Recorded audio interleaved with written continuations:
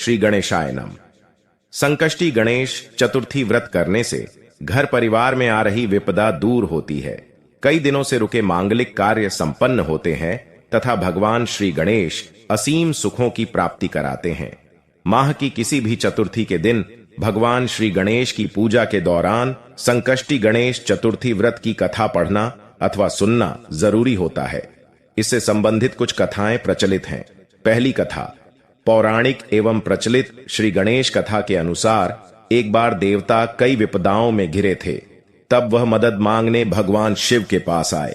उस समय शिव के साथ कार्तिकेय तथा गणेश जी भी बैठे थे। देवताओं की बात सुनकर शिव जी ने कार्तिकेय व गणेश जी से पूछा कि तुम में से कौन देवताओं के कष्टों का निवारण कर सकता है। तब कार्तिकेय व गणेश जी दोनों ने ही स्वयं को इस कार्य के लिए सक्षम बताया। इस पर भगवान शिव ने दोनों की परीक्षा लेते हुए कहा कि तुम दोनों में से जो सबसे पहले पृथ्वी की परिक्रमा करके आएगा वही देवताओं की मदद करने जाएगा।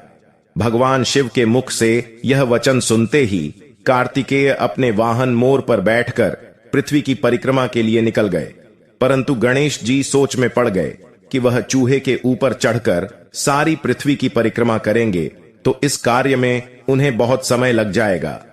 तभी उन्हें एक उपाय सूझा। गणेश अपने स्थान से उठे और अपने माता पिता की 7 बार परिक्रमा करके वापस बैठ गए। परिक्रमा करके लौटने पर कार्तिकेय स्वयं को विजेता बताने लगे। तब शिव जी ने श्री गणेश से पृथ्वी की परिक्रमा न करने का कारण पूछा। तब गणेश ने कहा, माता पिता के चरणों में ही समस्त लोक हैं। यह सुनकर भगवान शिव ने गणेश जी को देवताओं के संकट दूर करने की आज्ञा दी।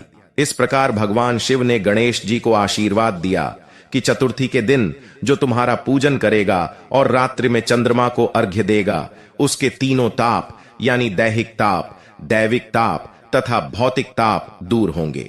इस व्रत को करने से व्रतधारी के सभी तरह के दुख दूर होंगे और उसे जीवन के भौतिक सुखों की प्राप्ति होगी। चारों तरफ से मनुष्य की सुख समृद्धि बढ़ेगी। पुत्र पौत्रादि धन ऐश्वर्य की कमी नहीं रहेगी। गणेश चतुर्थी व्रत की दूसरी कथा। एक समय की बात है, राजा हरिश्चंद्र के राज्य में एक कुम्हार था। वह मिट्टी के बर्तन बनाता, लेकिन वे कच्चे रह जाते थे। एक पुजारी की सलाह पर उसने इस समस्या को दूर करने के लिए एक छोटे बालक को मिट्टी के बर्तनों के साथ आंवा में डाल दिया। उस दिन संकष्टी चतुर्थी का दिन था। उस बच्चे की मां अपने बेटे के लिए परेशान थी। उसने गणेश जी से बेटे की कुशलता की प्रार्थना की। दूसरे दिन जब कुम्हार ने सुबह उठकर देखा तो आंवा में उसके बर्तन तो पक गए थे, लेकिन बच्चे का बाल बांका भी नहीं हुआ था। वह डर गया और राजा के दरबार में जाकर सारी घटना बताई।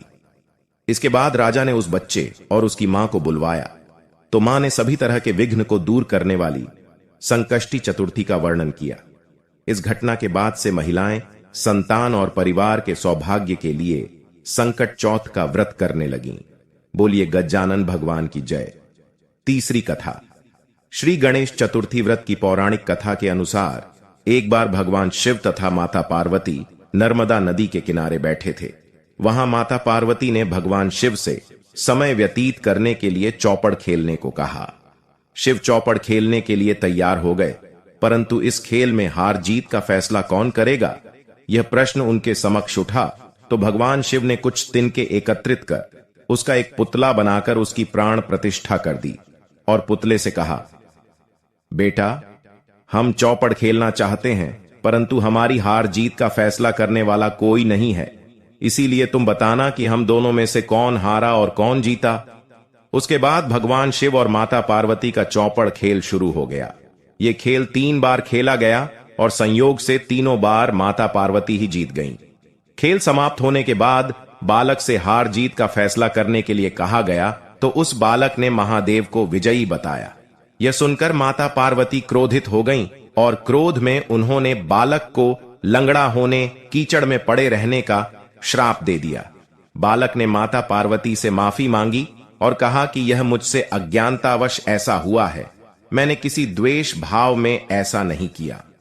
बालक द्वारा क्षमा मांगने पर माता ने कहा, यहां गणेश पूजन के लिए नाग कन्याएं आएंगी, उनके कहे अनुसार तुम गणेश व्रत करो, ऐसा करने से तुम मुझे प्राप्त करोगे।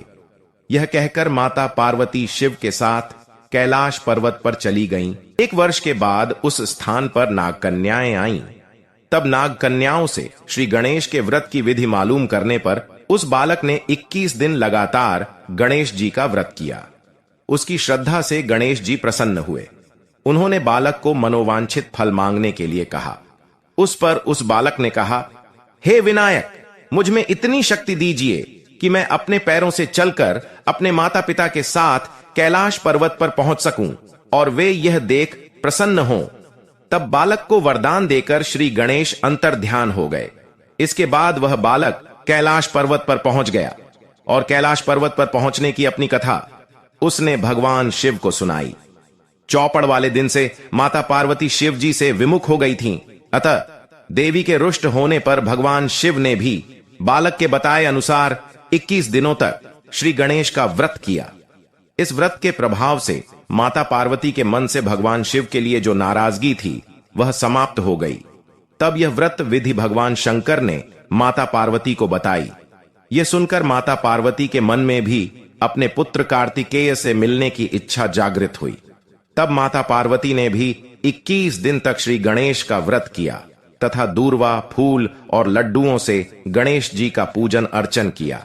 व्रत के 21वें दिन कार्तिकेय स्वयं माता पार्वती जी से आ मिले। उस दिन से श्री गणेश चतुर्थी का यह व्रत समस्त मनोकामनाओं की पूर्ति करने वाला व्रत माना जाता है। इस व्रत को करने से मनुष्य के सारे कष्ट दूर होकर मनुष्य को समस्त सुख सुविधाएं प्राप्त होती हैं। दोस्तों, आज की कथा पसंद आई हो तो वीडियो को लाइक करें, चैनल को सब्सक्राइब करें और कमेंट बॉक्स में जय श्री गजानन अवश्य लिखें। जय श्री गजानन।